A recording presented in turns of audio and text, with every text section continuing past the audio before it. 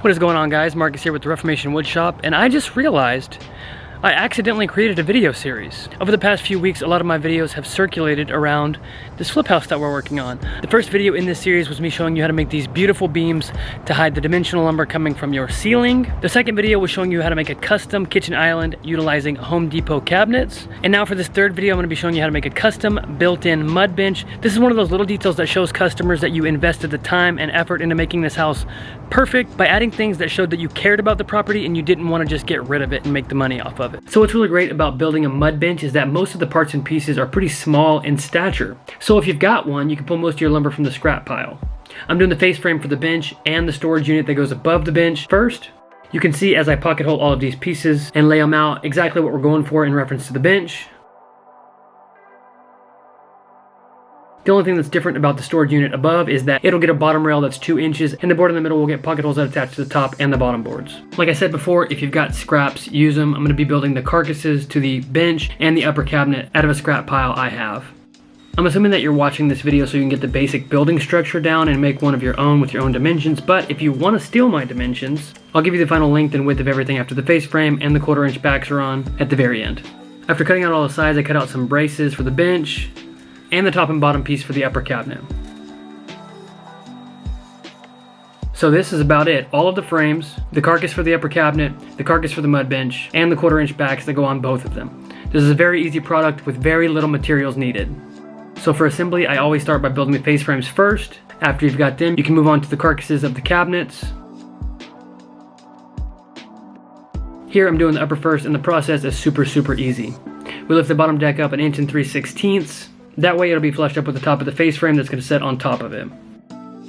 Here's where those braces I cut earlier come into play. We put one on the bottom, glue it, nail it in all nice and tight, and then add the top mid piece. After that, we put the top brace on. This is for structure and so you have something to screw into when you're hanging it on the wall. After that, you'll add a bead of glue to the entire face, toss that face frame on there, staple it in place, and then fill all of your holes with putty. Flip it over, put that 1/4 inch back on, and you are finished with your upper cabinet. After that, it only gets easier with the bench. There are a few less pieces, which makes the process go super easy. This time there's no long wide boards, it's all braces and sides. You'll staple your first brace to the top back portion, and then you add another to make it a little bit more rigid. Then you flip it over and add a brace to your front portion, and then flip it over again and add a brace to your bottom back portion. I know it's upside down and it makes no sense right now, but when you put the face frame on, it'll all make sense.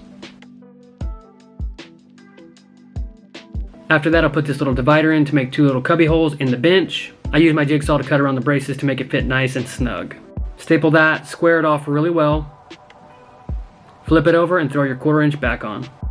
In order to make this look like one custom built-in unit, I'm going to be building a panel in between the two so it looks like everything is connected and it's all one piece.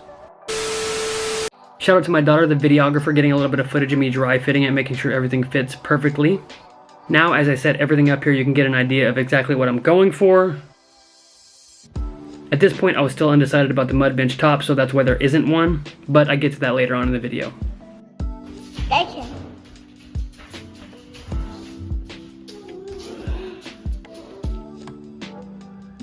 Before I could hang everything up on the wall, obviously I had to get all of the paint and finish on it, make it look all nice and pristine. That way I don't have to touch up anything on the wall if I do happen to hit the wall.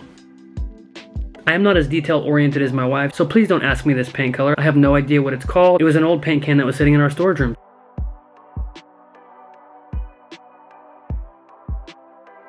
After all the paint was dry, I marked out all the studs on the wall and zipped the mud bench straight to the wall immediately. After that, it was time to add the panel. I put a little 3/4 inch block down underneath the panel so that when I did add the mud bench top, it fit right underneath that panel. Finally, I installed the storage cabinet.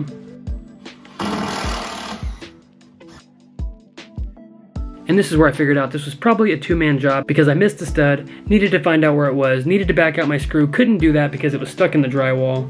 And so I just sank another screw so it would hold itself and then solve the problem.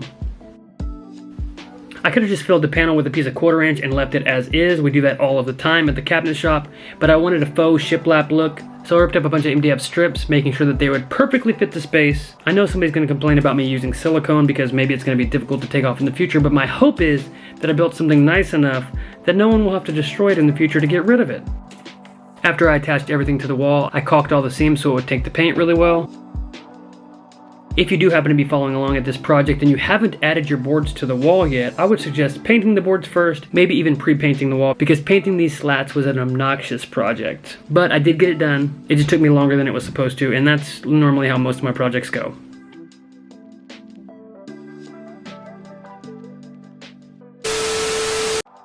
I finally decided we were going with the simple 3/4 inch stained alder top.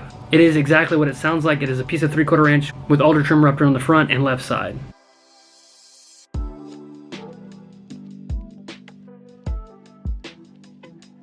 And because I left that 3/4 inch space right below the panel, it fit in nice and perfect.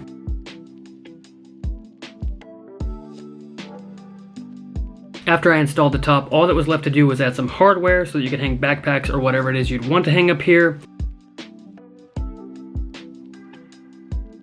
And because the wall was out and not everything is perfect on this build, I used a few pieces of trim to hide anywhere there was a few gaps on the wall or where parts of the cabinets met. And now finally, it was time to rest and take a nap on my brand new mud bench. I'm really happy with how this mud bench came out, and we literally could have left this corner of the house untouched and sold it as is, but I'm hoping that adding something like this is a nice way to communicate that we put as much effort into this house as possible.